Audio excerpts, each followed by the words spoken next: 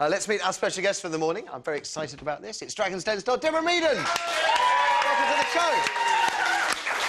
Welcome to the show.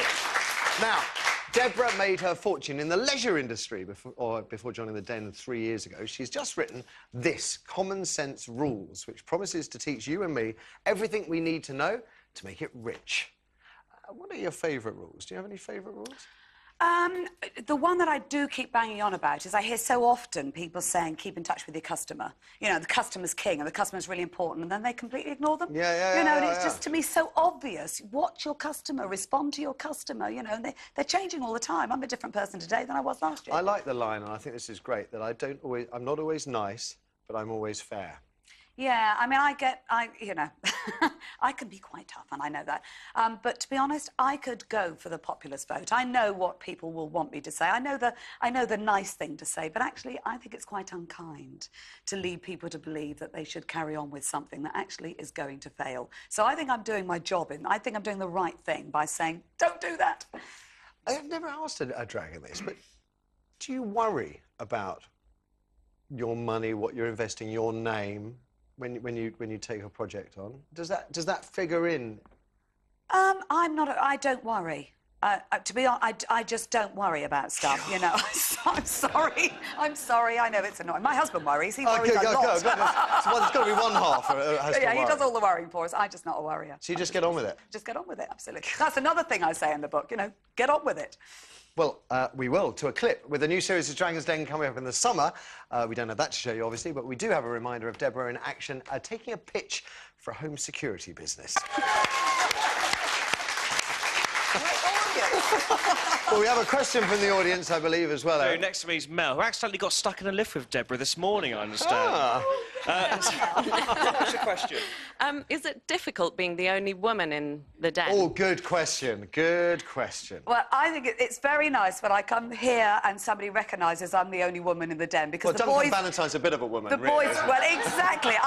No, the boys don't recognise it at all, so I've got no idea. They don't cut me any slack, they treat me... Do you know, it's funny, as a dragon, you almost become genderless. You know, I'm a dragon, and what about within the world of commerce and business? Do you feel your sex at all there, or have we moved on? I don't. Again, I ignore it, and I tell you why. If I recognise it, other people recognise it, and they kind of... You take these roles, but I don't. I completely ignore it. So you know, I don't know what it's like to be a woman in business, because I don't consider myself a woman in business. I consider myself a business person in business. Good. Good. Hardy. What have you invested in so far? And are you kind of keeping tabs on how it's gone? How regularly are you checking? Is it every quarter? Do you look at the management reports? Do you look at the profit and loss? You know, are you... I don't really know what... He's watched Dragon's Den and he thought, I need to say profit and loss. For that reason, Deborah, I'm out. No, it depends. When I first invested in a business, I spent quite a bit of time working out what that business needs, and that might need a lot of my time, it might need very little of my time. I find when businesses aren't going well, I tend to check up on them a little bit more often than when they are. I suppose you've got to have the balance correct between running that business for them and advising them. People misunderstand that. You know, I have to be very clear with them. I'm not running your business for you. This is not what I'm here for. I'm here to help you run your business. The entrepreneur themselves, I'd be doing them a disservice if I tried to run their business for them. That's what they're there for. That's what they want to do. Can you teach? Because sometimes people are talking about maybe education, we've got it wrong, too much emphasis on geography and history, which no one's studying anyway. Do you think you can actually teach entrepreneurialism? I think there are certain traits that are common in all entrepreneurs that I suspect are character traits rather than being taught. Such as they're all competitive. They're all we are all very competitive people. We're pretty resilient, we're pretty brave, we'll take risks. We're emotionally intelligent, and I don't mean academically intelligent, I mean very perceptive, because you're watching all the time about people's reactions and what the opportunities are. So they're present in everybody, but it isn't the same, you know, you see thousands of different types of people, but those characteristics are always present. So would you be an advocate of things like competitive sports day as opposed to everyone's a winner or no one's a loser sports days? Do you know, everybody knows who's won or lost. It's no point giving them a certificate and saying, well done for taking part, because that child knows I didn't win. You know, we're a competitive species. You know, that is what we're all about. It's all about getting better all of the time. So we are competitive, whether we like to. Do you think we could get more of this across in schools?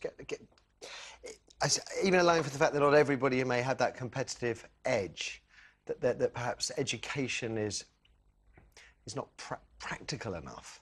Yeah, I think my take on education is actually, I believe everybody is good at something. Everybody is born with a skill. The problem with our education system is if they're not the traditional, very linear, very tight skills, if you're not good at that, then you're not considered good. My thing about education is find out what somebody is good at and encourage that. That's my issue. Yeah. Now, you started very early in business. I mean, you were working with your mum when you were, like, sort of 6 years old, something like that? What were you doing then? Well, it was fantastic. I mean, I was getting to work and all my friends were playing shop and playing grown-ups, and I was getting to be in a shop, you know, and sitting on the till. I'm not saying I was operating the till, but I was there and I was doing stuff. Fantastic. And you obviously adore your mum. I mean, that comes through clearly in the book there. But she really struggled, didn't she, trying to back you, even sort of placing you with another family? Yeah, I mean, you know, she was. She'd been divorced She made a mistake early on. She got divorced very early. She had 2 young children in her early 20s, and you know, sometimes that meant we would go to work with her. But there were periods of time when there was, you know, we lived with a fantastic family in Brightlingsea. Wonderful family who also taught me a lot about how to be fair and how to treat everybody equally and all of those things. But yeah, she had it tough. Is that why you've turned out the way you are, you think? I'm pretty self-resilient, and I suspect that sort of having to get on with life and having an example of somebody who was no self-pity whatsoever. My mother never grumbled about anything. She understood. She'd made a mistake. She had to get out and she had to sort it out. And, you know, I admire that. I do. Amanda, go on. You used to be a model, didn't you, in Italy? Tell me about that. No snickering in the audience. How did that come about? No, it was in the UK. I had a boy. I was living in Brighton. I had a boyfriend in London, and I wanted a job in London. Yeah. And I didn't have any particular. You know, I'm a generalist. I'm not a specialist in anything. And there was this job that came up, and it was for a sales room mod, and you had to be 5'6" or 5'8", whatever it was. And I thought, well, I'll just wear high heels, you know, and I'm, you know, I'll apply. But I'm stupid. The one thing you can't lie about is your height. You know, I walked in and a man said, "You're not 5'8", are you?" I said, "No, I'm not 5'2".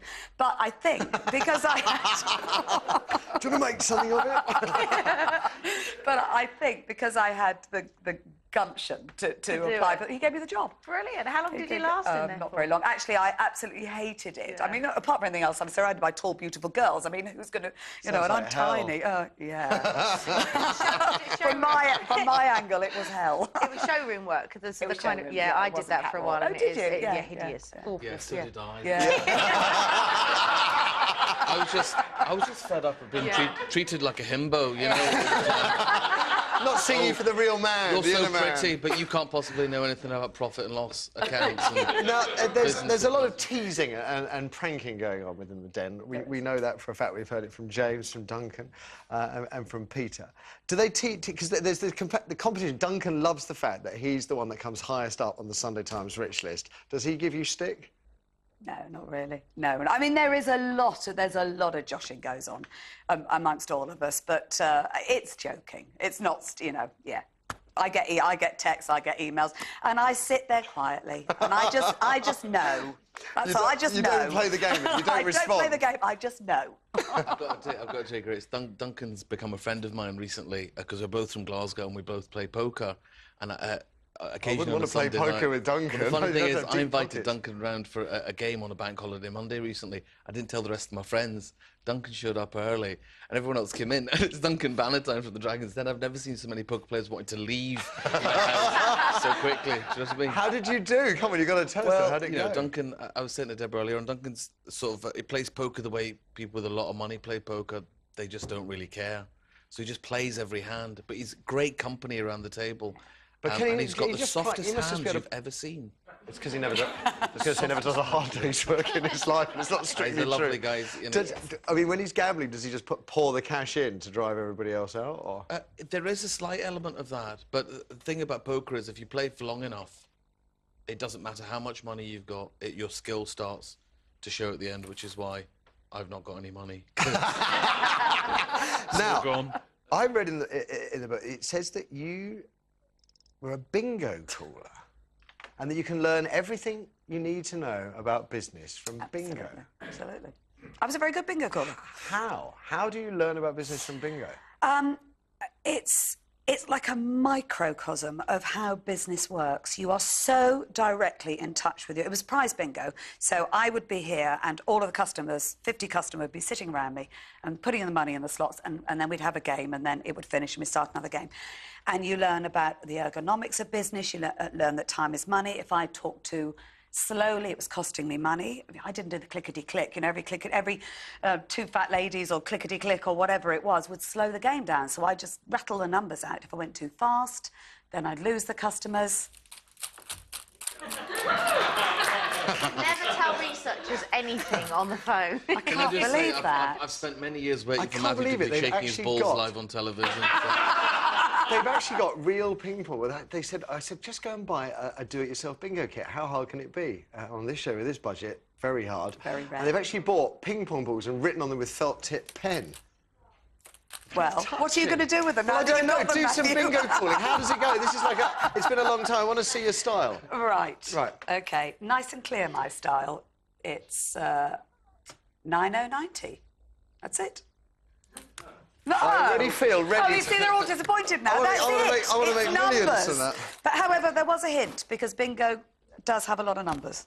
And I'm very good with numbers. Clearly.